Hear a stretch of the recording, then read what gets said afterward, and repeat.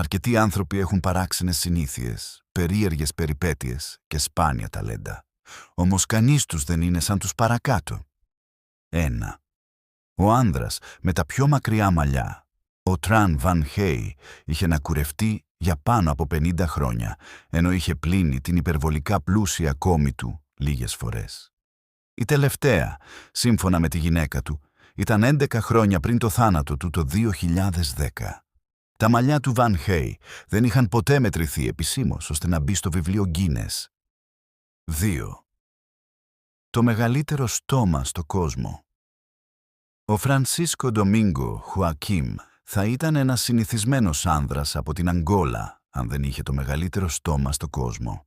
Το στόμα του είναι 17 εκατοστά και μπορεί να χωρέσει από ένα κουτάκι αναψυκτικού μέχρι το πορτοφόλι του. 3. Για περίπου 20 χρόνια έμενε σε αεροδρόμιο. Ο Μεχράν Καρίμι Νασέρι είναι ένας Ιρανός πρόσφυγας, ο οποίος έζησε για περίπου 20 χρόνια στο αεροδρόμιο Σαρλ ντε Γκόλ της Γαλλίας. Συγκεκριμένα, η πρώτη του μέρα στο αεροδρόμιο ήταν στις 26 Αυγούστου 1988 και κατάφερε να φύγει τον Ιούλιο του 2006. Η ιστορία του αποτελεί έμπνευση και για τη ταινία με πρωταγωνιστή τον Tom Hanks, The Terminal. 4. Βλέμμα που κοιτάει μέσα από το δέρμα σου.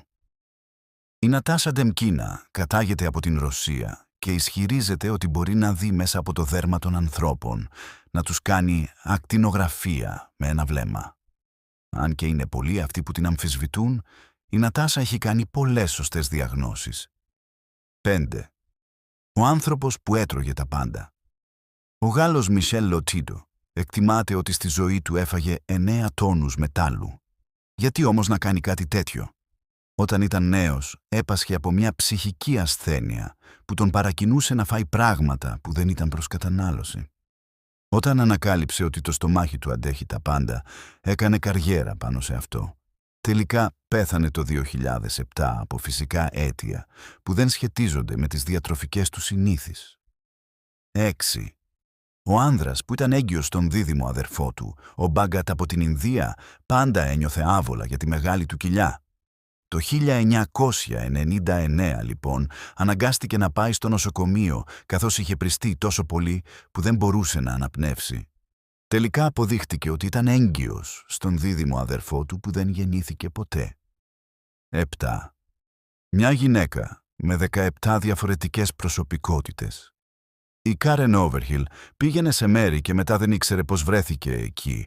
Έβρισκε τους σελιδοδείκτες της πιο μακριά από ό,τι τους είχε αφήσει, ενώ συναντούσε ανθρώπους που έλεγαν ότι την γνώριζαν, αλλά δεν τους θυμόταν. Τελικά ανακάλυψε ότι είχε 17 διαφορετικές προσωπικότητες και κατάφερε να απαλλαγεί από αυτές. 9. Ο στρατιώτης που κρυβόταν στη ζούγκλα εξαιτίας του Δευτέρου Παγκοσμίου Πολέμου μπορεί ο Δευτεροπαγκόσμιος Πόλεμος να είχε τελειώσει. Αλλά για 30 χρόνια κανείς δεν σκέφτηκε να ενημερώσει τον Χιρού Ονόντα, ο οποίος κρυβόταν στη ζούγκλα προκειμένου να μην παραδοθεί στον εχθρό. 10. Το ανθρώπινο σφυρί. Ο Τζίνο Μαρτίνο είναι ένας επαγγελματίας παλαιστής και γνωστός για την ικανότητα του να σπάει αντικείμενα με το κεφάλι του. Αυτοί ήταν οι 10 πιο παράξενοι άνθρωποι στον κόσμο.